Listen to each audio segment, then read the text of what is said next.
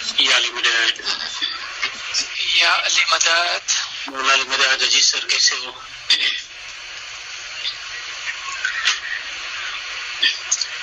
مولا کی کرپا سے آج اپنا 21 کا آخری دن ہے۔ شکر مولا کا اپن کو سب کے اسپیکروں کے تھرو علم سننے کو ملتا ہے۔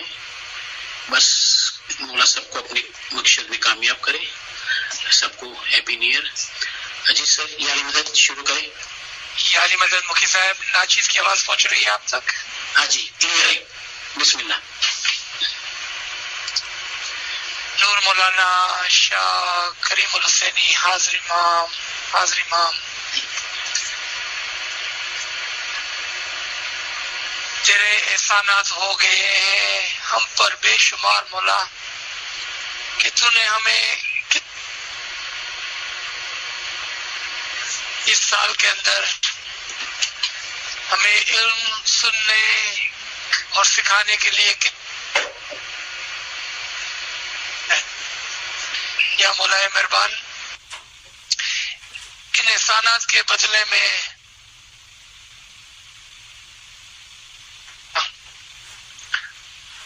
ہماری کوششیں ضرور ہے مولا، لیکن ہم رہتے ہیں۔ بس مولا ہماری کوششوں سے ہم کو نہ دیکھنا مولا، یا مولا مہربان، ہر ہمیشہ ہم پر رحم کرنا، کہ سائے میں رکھنا، ہمیں اپنے کھانا ودان کے سائے میں رکھنا مولا، ہمیں اپنے بچوں کی طرح پیار کرنا، قریب رکھنا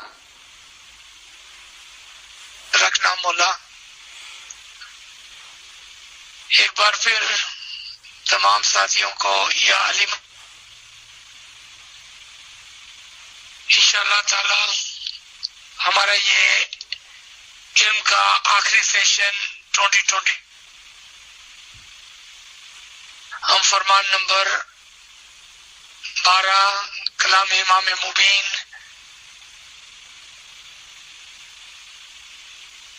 کا آغاز کریں گے۔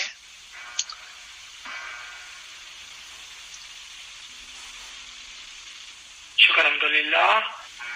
ایک بار پھر مولا ہی کے مہربان نام سے ہم اس سیشن کا آغاز کرتے ہیں۔ کتاب کلام امام مبین فرمان نمبر 12 صفحہ نمبر 14۔ حضرت امام آقا سلطان محمد شاہ صلوات اللہ علیہ، اللہم صلی اللہ محمد محمد، اپنے اس فرمان میں فرماتے ہیں، ایک مثال فرماتے ہیں۔ ایک بادشاہ شکار کرنے کے لیے جنگل میں گیا۔ اس نے راستے میں ایک حکیم کو دیکھا۔ حکیم یعنی ڈاکٹر نہیں کہ ایک درویش۔ وہ درویش ایک جگہ بیٹھا ہوا تھا۔ وہ درویش اپنا گھر بار چھوڑ کر خدا کی محبت میں جنگل میں بیٹھا تھا۔ بادشاہ کی ملاقات درویش سے ہوئی اور درویش اور بادشاہ دنیا کی باتیں کرنے لگے۔ درویش نے کہا، دنیا کی مثال ایسی ہے جس طرح ایک مست ہاتھی کسی آدمی پر حملہ کرتا ہے۔ وہ آدمی اپنی جان بچانے کے لیے ایک درخت پر چڑھ جاتا ہے۔ مست ہاتھی درخت کے تنے کو ہلا رہا ہے۔ درخت کو ہلانے کی وجہ سے اس آدمی کا پاؤں درخت کی شاخ سے جاتا ہے، جس کی وجہ سے وہ درخت کی شاخوں پر لٹک رہا ہے۔ درخت کو ہلانے کی وجہ سے شاخ میں موجود شہد کے چھتے میں شہد کے قطرے شخص کے منہ میں ٹپک رہے ہیں۔ دوسری طرف سفید اور کالے دو چوہے اس شاخ کو کاٹ رہے ہیں، جس کو وہ شخص پکڑ کر لٹک رہا ہے۔ نیچے ایک बड़ा कुआं है जिसमें आज़ा है, जिसके मुंह से आग निकल रही है। इस तरह उसके चारों तरफ खतरा होने के बावजूद शेद के छत्ते से टपकने वाले शेद के मजे को ना छोड़ सकने की वजह से अपना बचाव करना भी भूल जाता है और आखिरकार काले और सफेद चूहे उस शख्स को काट डालते हैं और वो आदमी कुएं में रहने वाले अज़ा के मुंह में गिर जाता है। दरवेश ने जब ये बात खत्म की तब बादशाह ने उसका मतलब पूछा। दरवेश ने जवाब दिया कि शेर से मुराद औरत, औलाद और दुनिया का माल है। कुएं और अज़ा से मुराद दोज़ख है। काले और सफेद चूहे से मुराद रात और दिन है। बादशाह को ये बात बहुत अच्छी लगी। मुला यहाँ पर एक मिसाल फरमाते हैं कि किस तरह से इस दरवेश ने दुनिया को देखा और किस तरह से देखा उसने कि दुनिया जो है उसके मजे और उसके अंदर हम इतने खो जाते हैं जैसा इस शख्स के मुंह में शेर मीठा लगने की बात से वो अपनी आखिरत को भूल गया था और वो दोज़ख के कुएं में जा गिरा। इसी तरह से अक्सर लोग अपनी फैमिली, अपनी दुनिया, अपना माल, अपना धंधा, अपने पैसे, अपनी शोहरत, बस वो दुनिया के मजे को लेते जाते हैं और दिन और रात कटते जाते हैं, जिंदगी बीतती जाती है। करते करते करते चूंकि वो आखिरत को भूल चुके थे और दुनिया के मजे में अपने आप को मशगूल कर दिया था और वो आखिर में दोज़ख के अंदर जा गिर पड़ते हैं। अब मौला देखें, इसकी एक और अपनी खुद की मौला मिसाल बयान करते हैं इस कहानी को छोड़। और आप देखेंगे कि यहाँ पर जो मौला का फरमान है, जो लिस्ट है, वो क्या है। मौला फरमाते हैं दुनिया में 3 किस्म के लोग हैं। उसकी मिसाल देते हुए फरमाया, पहले बहुत पैसे वाले, दूसरे कम पैसे वाले, तीसरे गरीब यानी कि बगैर पैसे वाले। जब पैसे वाले के घर जाता है तब उसकी बहुत खातिर वो मदारा करता है और इज्जत आबरू के साथ आओ भगत करता है। दूसरा जो कम पैसे वाला है वो उस बहुत पैसे वाले के घर जाता है तो उस जैसी खातिर मदारत नहीं करता, मतलब थोड़ी करता है। जब गरीब पैसे वाले के घर जाता है तो उस गरीब को घर में आने नहीं देता। ये तीनों दोस्त है। इसमें से जो बहुत पैसे वाला था वो गरीब हो गया, तब उसके कुछ गुनाहों की वजह से बादशाह ने उसको लकड़ियों से मारने का हुक्म दिया। तब उसने मांगी और अर्ज की कि मुझे नहीं मारो। अब ये शख्स जो गरीब हो गया है वो मदद मांगने के लिए पैसे वाले के पास जाता है, लेकिन वो पैसे वाला उसको सीधा जवाब नहीं देता और कहने लगा कि बादशाह के सामने मेरी एक नहीं चलेगी। अब ये गरीब दूसरे कम पैसे वाले के पास गया, उसने भी कहा कि मुझसे मदद नहीं हो सकती। आखिरकार वो उस गरीब दोस्त के पास गया और कहा मुझसे तुम्हारी कोई खातिर तवज्जो नहीं हो सकी, फिर भी मेहरबानी करके बादशाह के पास जाकर जामीन बनकर मुझे छुड़ा लो। वो गरीब दोस्त بادشاہ کے پاس جا کر سمجھا کر بنا اس کو چھڑایا۔ بادشاہ نے حکیم سے پوچھا اس حکمت کی کیا مطلب ہے؟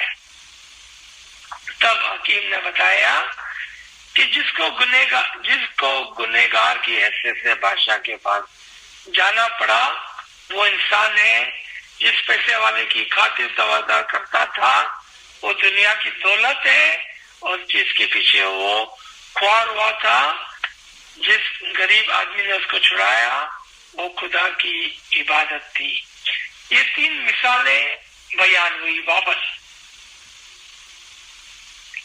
یہ فرمان تھوڑا سا اگڑا ہے، مشکل ہے سمجھنا، لیکن انشاءاللہ ہم اچھی مثالوں سے اس کو سمجھنے کی کوشش کریں گے۔ چلیں ہم اس فرمان کو پورا کرتے ہیں تاکہ ہمیں پوری بات سمجھ میں آ جائے۔ اس کے بعد مولا نے فرمایا دنیا میں عبادت کرنے والے بہت کم ہیں، عبادت نہ کرنے والے سے پوچھا جائے گا۔ لوگ پیسے کے پیچھے مدوش ہونے کی وجہ سے جماعت کھانے نہیں جاتے۔ بہت سارے لوگ دولت زیادہ مانگتے ہیں لیکن جماعت کھانے کم جاتے ہیں۔ دنیا میں ہمیشہ 313 مومن موجود ہے۔ اگر 313 مومن موجود نہ ہو تو دنیا نہ چلے۔ یہاں تک پہلے ہم فرمان کو سمجھنے کی کوشش کرتے ہیں۔ جس طرح سے ناچیز نے عرض کی کہ یہ فرمان تھوڑا سا مشکل ہے کیونکہ جو مثالیں دی گئی ہے وہ کافی مشکل مثالیں ہیں۔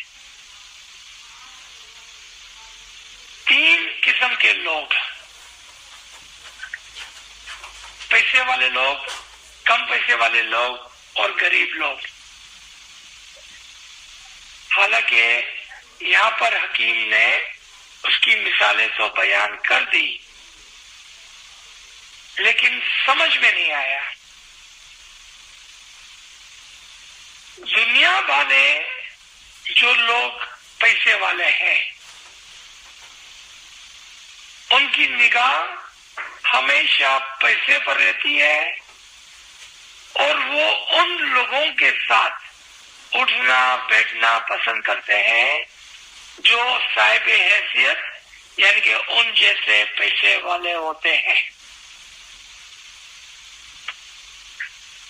ہم نے یہ بات دنیا میں اچھی طرح سے دیکھی ہے کہ ان لوگوں کی کوئی قدر نہیں کرتا ہے کہ جو عبادت، علم اور عمل میں پیچھے والے ہیں۔ جو لوگ دین میں آگے ہیں، سمجھدار ہیں اور پیسے والے ہیں، اس کی کوئی عزت نہیں۔ اس کی مثال ایک عابد کی اور ایک غریب کی دی گئی کہ وہ بباطن تو پیسے والا ہے لیکن بظاہر پیسے والا نہ ہونے کی وجہ سے اس کی دنیا بانے کوئی عزت نہیں ہوتی ہے۔ ہم دیکھیں دنیا میں اچھے کپڑے پہننے والے، سوٹ ٹائی پہننے والوں کی لوگ عزت کرتے ہیں کیونکہ وہ دکھنے میں حیثیت اور پیسے والے لگتے ہیں، لیکن ان لوگوں کی کوئی عزت نہیں کرتا جو حقیقی معنوں میں امام کی نظر میں پیسے والا ہے۔ وہ کون ہے؟ وہ عابد ہے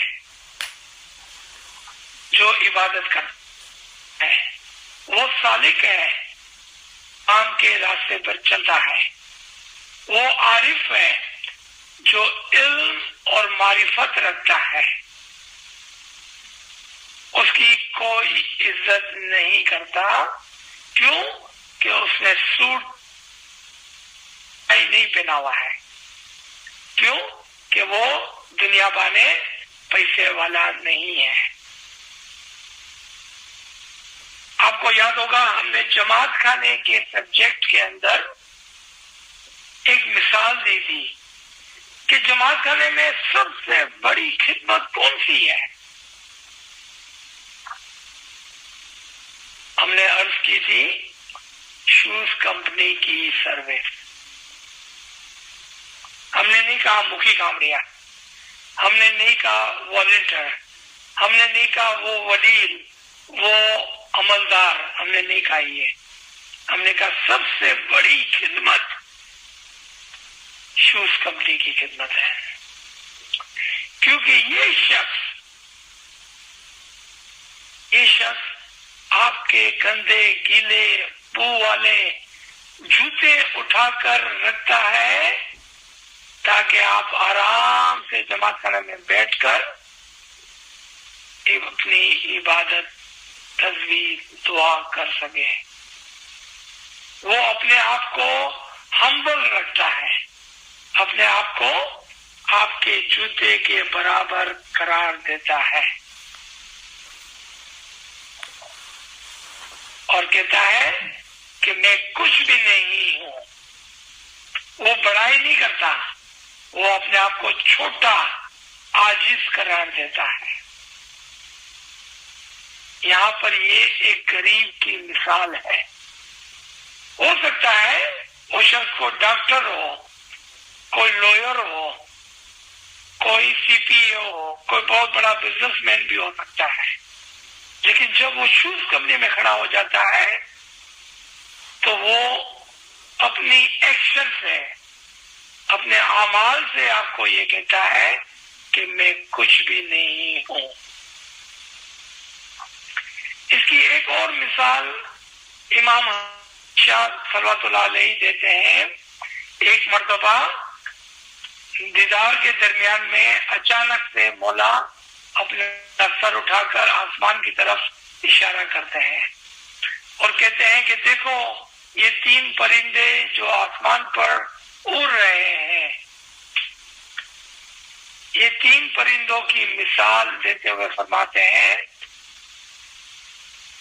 کہ یہ 3 قسم کے مومن ہیں، یہ 3 قسم کے پرندے ہیں. آگے جو پرندہ ہے وہ حقیقی مومن کی مثال ہے. دوسرا پرندہ دنیا کی مثال ہے. تیسرا پرندہ دنیا دار کی مثال ہے. آپ دیکھیں کہ جو حقیقی مومن ہے وہ آگے بھاگ رہا ہے، دنیا اس کے پیچھے ہے. وہ دنیا کے پیچھے نہیں ہے. غور سے سنیں، جو حقیقی مومن ہے وہ دنیا کے پیچھے نہیں بھاگتا، دنیا اس کے پیچھے بھاگتی ہے. اور جو دنیا دار ہے وہ دنیا کے پیچھے بھاگتا ہے. مولا فرماتے ہیں غور سے دیکھیں کہ مومن، حقیقی مومن کو دنیا پکڑ نہیں سکتی اور دنیا دار دنیا کو پکڑ نہیں سکتا. اور دنیا کے پیچھے بھاگتا ہے کہ آگے بھاگتی ہے اور وہ اس کو نہیں پکڑ سکتا، اور دنیا حقیقی مومن کو نہیں پکڑ سکتی. میرے بھائی بہنوں، ہمیں دنیا کے اندر کوئی بھی کام کرنے والا پیسے والا بننے سے نہیں روکتا، مگر ہم دنیا کے پیچھے نہ بھاگیں. ہماری توجہ دنیا کی طرف نہیں بلکہ آخرت کی طرف ہونی چاہیے. کیوں کہ آخرت دائمی ہے، روح پرمیننٹ ہے. دنیا 4 دن کی ہے، وہ ختم ہو جانے والی ہے. جب آپ اپنے دین بھائی کو ملے تو ان کے کپڑوں کی عزت نہیں، اس دین بھائی کی عزت ہونی چاہیے. اس کے پیسوں کی عزت نہیں، اس کی عزت ہونی چاہیے. ہم پیسے والے کو اور غریب کو دونوں کو اپنا دین بھائی سمجھ کر اس کے ساتھ اچھا برتاؤ کریں. کیوں کہ آخر میں جو دین بھائی ہوگے، جو مومن شخص ہوگے، وہ آپ کی سفارش کرنے کے لیے بادشاہ امام کے سامنے حاضر ہوگے، نہ کہ وہ لوگ جو دنیا والے تو پیسے والے تھے لیکن دل کے کالے اور عبادت کے بغیر تھے. وہ آپ کی سفارش نہیں کر سکیں گے. کیوں کہ امام اس کی سفارش نہیں سنے گا. آپ کی سفارش صرف اور صرف دین بھائی کر سکیں گے جو عبادت گزار ہوگے، جن کے اعمال اچھے ہوگے، جو امام کے قریب ہوگے، جو امام کو اچھے لگتے ہوگے، جو امام کے دوست ہوگے، وہی آپ کی سفارش کر سکیں گے. اب آپ دیکھیں مولا کیا فرماتے ہیں. یہ بہت ہی امپورٹنٹ لائن ہے کہ دنیا میں ہمیشہ 313 مومن موجود ہوتے ہیں. اگر 313 موجود نہ ہو تو دنیا نہ چلے. اب میرا سوال ہے آپ کے لیے. ہم تو سمجھتے تھے کہ اگر دنیا میں امام نہ ہو تو دنیا نہ چلے. مولا فرماتے ہیں کہ اگر 313 مومن نہ ہو تو دنیا نہ چلے. اب اس بات کو ہم کس طرح سے سمجھیں؟ ایک طرف اگر امام نہ ہو تو دنیا نہ چلے. مولا فرماتے ہیں کہ اگر 313 مومن نہ ہو تو دنیا نہ چلے. کون سی بات درست ہے؟ اس سے ہمیں پتہ چلا کہ امام ایک بادشاہ کی مثال پر ہے اور وہ دنیا اور دین کا کاروبار چلانے کے لیے اپنے ساتھ ایک فوج، اپنے ساتھ 313 مومن کو رکھتے ہیں اور ان سے دین اور دنیا کا کاروبار چلاتے ہیں. اب اگر 313 مومن نہ ہو تو دنیا نہ چلے. دیکھا آپ نے،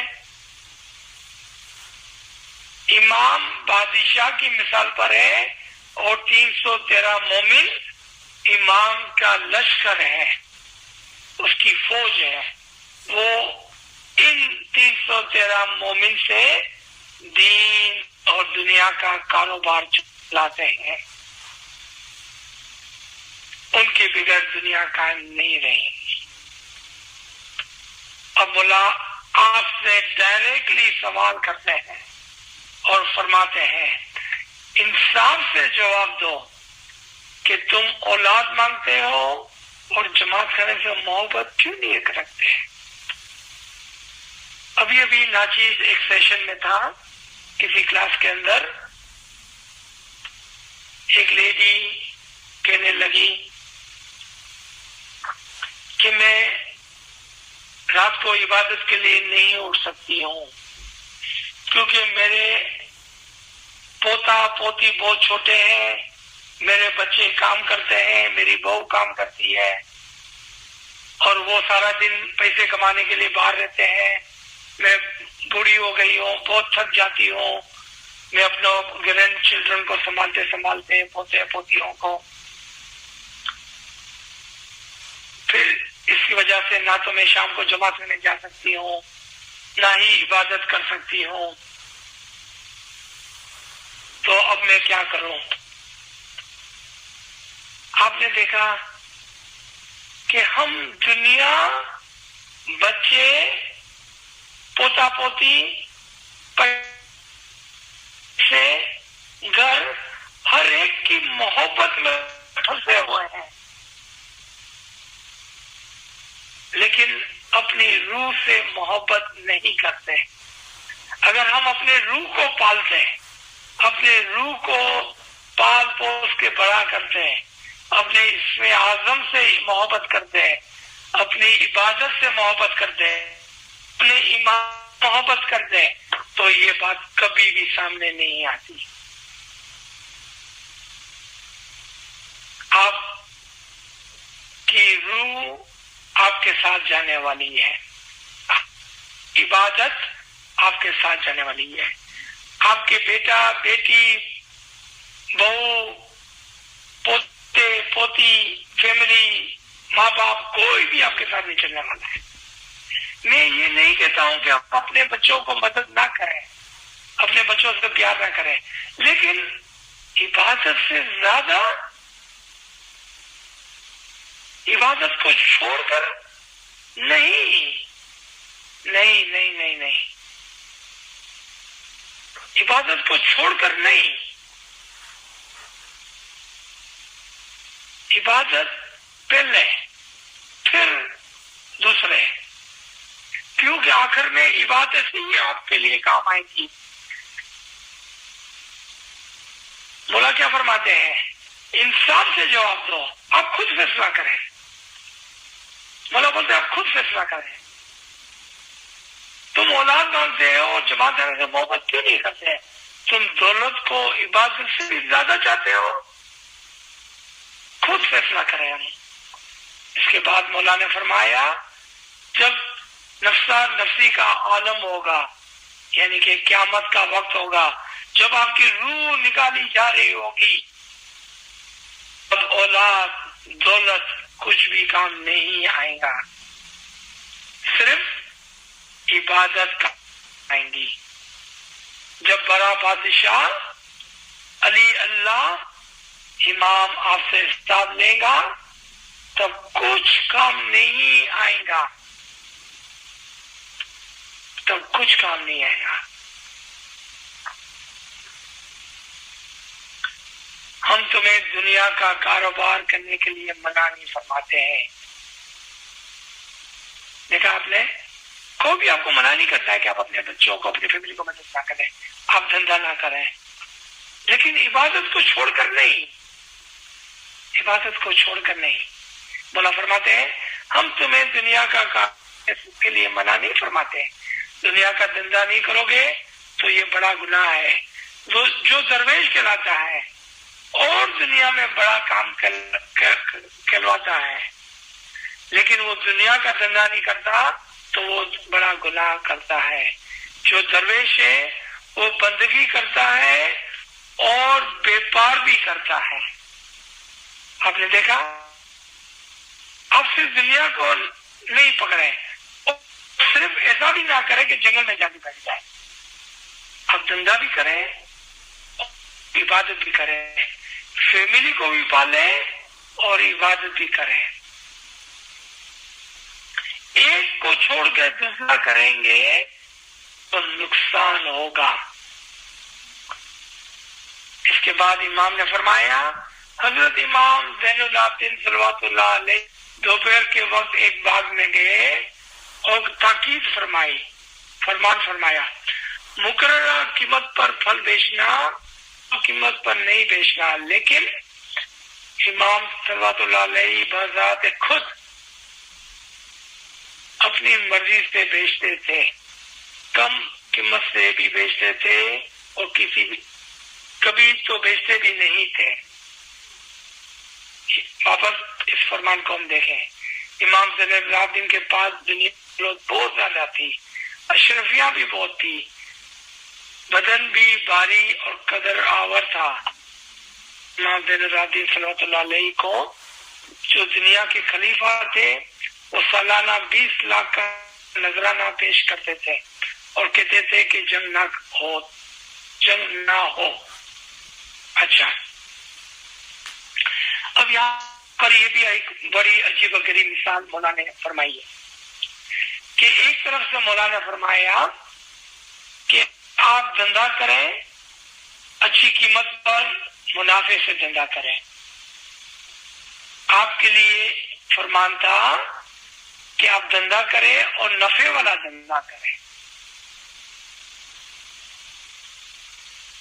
اور مولا از خود آپ کے لیے تمام چیزیں مفت میں فراہم کرتے ہیں. کبھی آپ سے کچھ پیسے لیتے ہیں اور کبھی کچھ بھی نہیں لیتے ہیں. اس کا مطلب یہ ہے کہ کبھی آپ کے جو دسون، آپ کی جو اچھے اعمال ہیں، اس کو لے کر اس کے بدلے میں آپ کو بدلا دیتے ہیں، اور کبھی کبھی آپ کو اپنی رحمت سے کرم بخشش کر کے آپ کو مفت میں سب کچھ دیتے ہیں. اور یہاں پر امام کے فرمان کے مطابق چلنے کی بات ہے، نہ کہ امام کی طرف دیکھنے کی بات ہے. اور دیکھیں امام کیا کرتے تھے کہ وہ اپنے زمانے کے خلیفہ کو بہت سارا مال واجبات دے کر ان کو جنگ نہ کرنے کی تاکید کرتے تھے. یہ عجیب مثال ہے کہ آج ہم اس کو کس طرح سے سمجھیں گے. مولا ہم کو فرما رہے ہیں کہ دیکھو میں آپ کو بہت ساری چیزیں دینے والا ہوں، آپ آپس میں ایک دل ہو جائیں، آپس میں نہ لڑیں. اگر ہم ایسا کریں گے تو مولا ہم کو بھی صاحب حیثیت بنائے گا، دنیا میں بھی اور مذہب کے اندر بھی.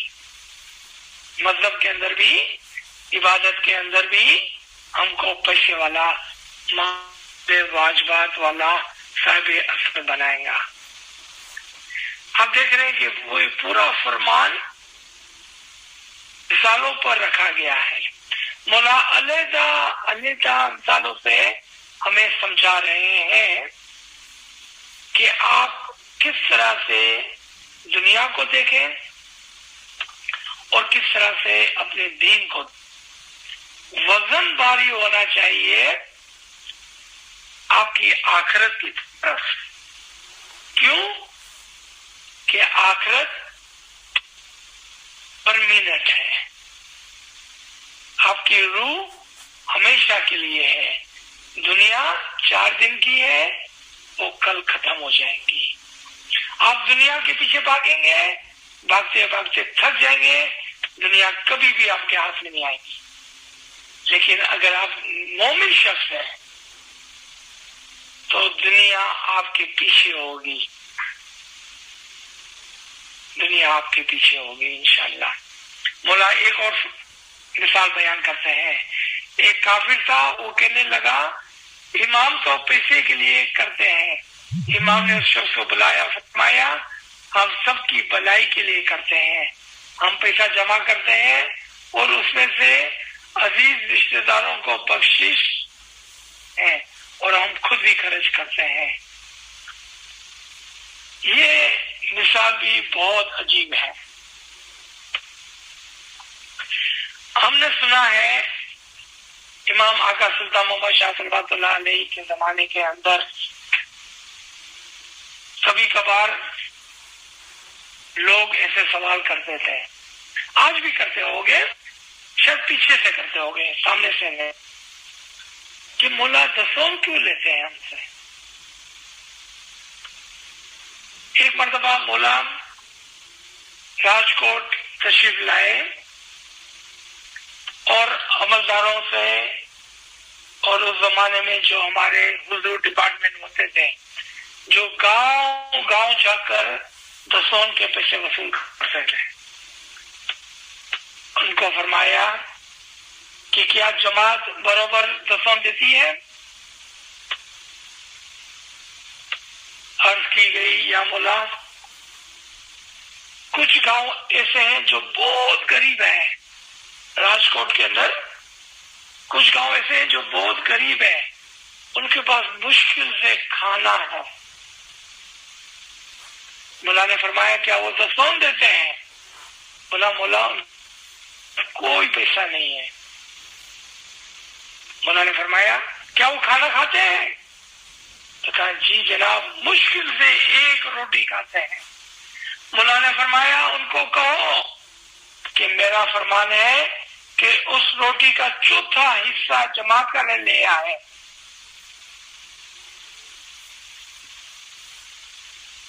پھر مولا اس کی وضاحت کرتے ہیں.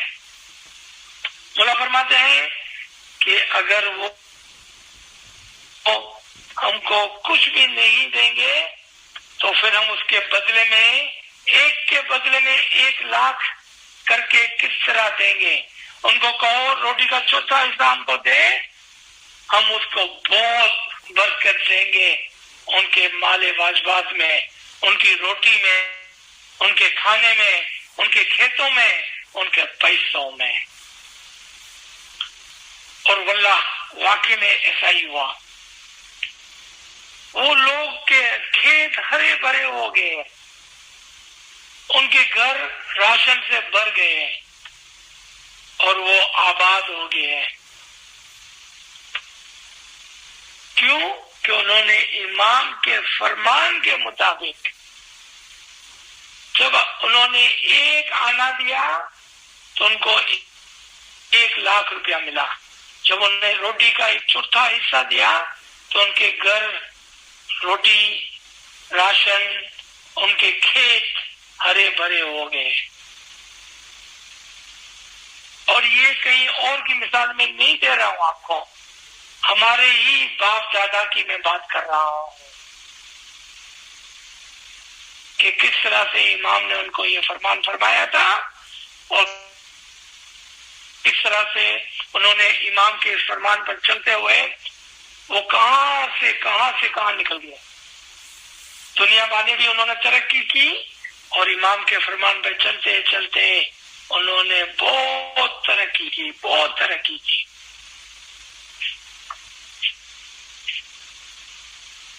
اس کے بعد مولا نے فرمایا تم بھی دنیا کے دھندے کے لیے منع نہیں فرماتے ہیں, دنیا بھی کرو اور عبادت بھی کرو.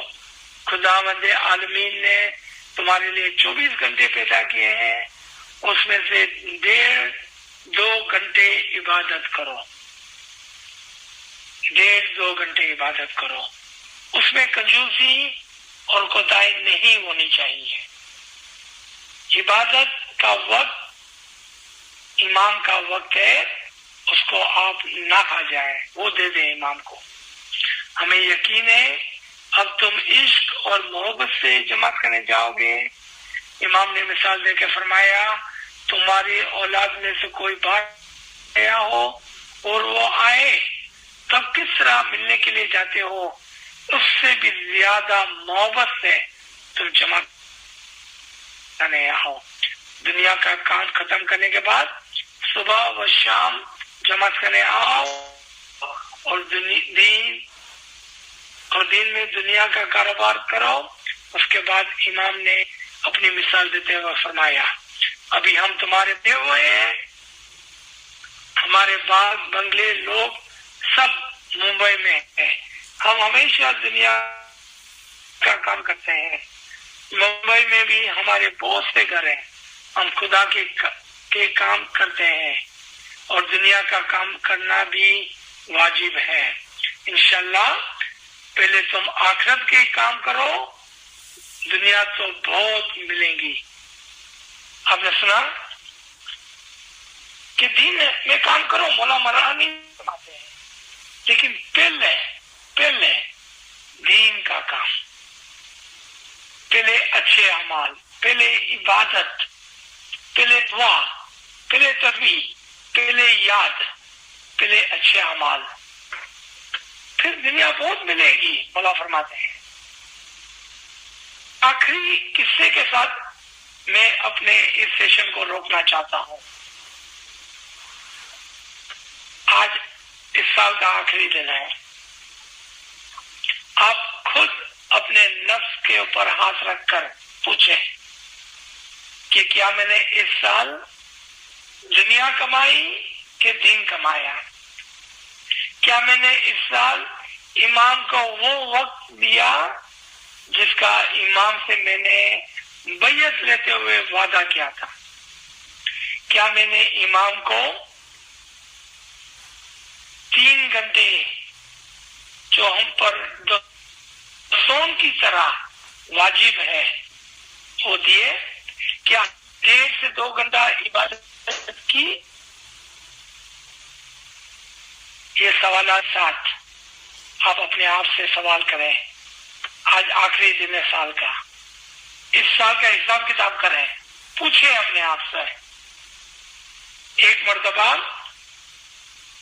رحمت اللہ کر کے ایک شخص کراچی کھاڑ پر پرانے جماعت خانے کے اندر بہت بڑا پیسے شخص تھا. امام آقا سلطان محمد شاہ سلمت تشریف لائے تھے کراچی. پوچھا رحمت اللہ تم عبادت کرتے ہو، تم جماعت خانے آتے ہو؟ عرض کی یا مولا میرا دھندا میرا کاروبار اتنا بڑا ہے کہ میرے پاس وقت نہیں ہے مولا کہ میں جماعت خانے آؤں کہ میں عبادت کروں. مولا نے کہا رحمت اللہ وقت نکالو، جماعت خانے آؤ، عبادت کرو. 1-2 سال کے بعد دوبارہ سے مولا تشریف لائے. آپ میں سے وہ لوگ جو کراچی والے ہیں جنہوں نے کھاردر کا پرانا جماعت خانہ دیکھا ہے، ان کو یہ بات پتا ہوگی یا انہوں نے اپنے ماں باپ سے یہ بات سنی ہوگی. ایک مرتبہ دوبارہ جب مولا تشریف لائے، دوبارہ سے رحمت اللہ جو بہت پیسے والا شخص تھا، مولا نے پوچھا رحمت اللہ کیا تم جماعت خانے آتے ہو، کیا تم عبادت بندگی کرتے ہو؟ عرض کی یا مولا وقت نہیں ہے. مولا نے تیش میں آ کے کہا بہت وقت ملے گا رحمت اللہ، بہت وقت ملے گا. اس کے بعد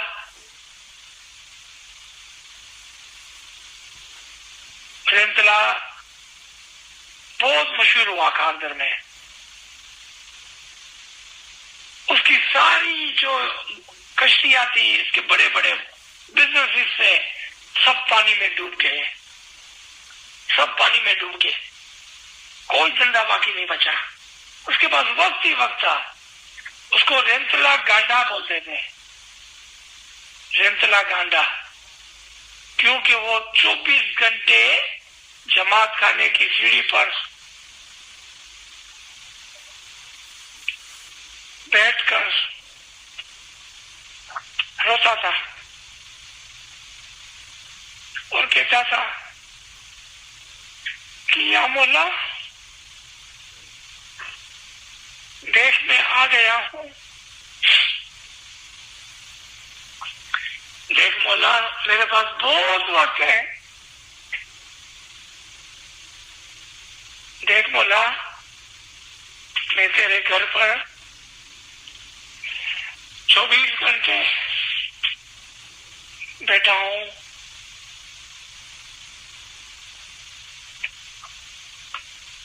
یاد رکھے میرے بھائی بہنوں، میرے وڈیلوں، میرے دوستوں، کہ کبھی بھی اپنے آپ پر ایسی پرکھ نہ لیں، کبھی بھی نہ کہیں کہ میرے پاس وقت نہیں ہے. خدا نہ کرے کبھی مولا کے کان میں یہ بات کہی، ایسا نہ ہو کہ مولا تیش میں آ کر آپ کو اتنا وقت دے کہ آپ کے پاس کچھ بھی کام نہ ہو. ایسا نہ ہو. مجھے یاد ہے جب ہم بہت چھوٹے ہوا کرتے تھے تو کھاردر میں رحمت اللہ بیٹھا ہوا ہوتا تھا سیڑھی پر، اور ہمارے ماں باپ ہمیں یہ بات بتاتے تھے کہ کیا ہوا تھا ماضی میں، کس طرح سے امام تشریف لائے تھے اور کس طرح سے یہ کانورسیشن ہوئی تھی. ہم مولا کے حضور میں دعا کرتے ہیں مولا ہم کو سچ اچھی بدھی دے دے، ہم کو ایسے کام کرانے کی توفیق تائید ہے کہ جو مولا کو پسند ہو. ہر ہمیشہ اپنی عبادت بندگی میں ہم پورے رہیں، ہر ہمیشہ امام کو جو وقت دینا ہے اس سے بھی زیادہ بڑھ کے دیں. हमारा ध्यान हमारी रूह हमारे दीन की तरफ हो, हमारा ध्यान इमाम की याद की तरफ हो, हम हमेशा आखिरत के लिए काम करें। मौला हमें सुखी सलामत और आबाद रखे, अपने नूरानी दीदार में रखे, अपनी इबादत में रखे, अपने कदमों में रखे, हमारी खिदमत को मौला कबूल करे।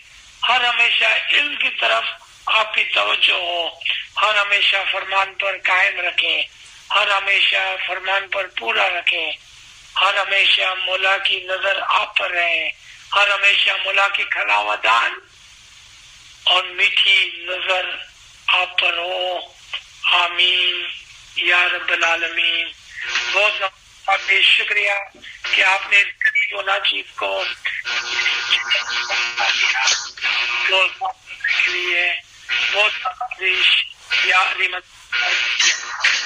મોલાની મદદ શુકર મોલાના આપણે નેક્સ્ટ યર આવતા વર્ષે જાન્યુઆરીના 7 તારીખના ફ્રાઈડેના ફરીથી 11:30 વાગે મળીશું.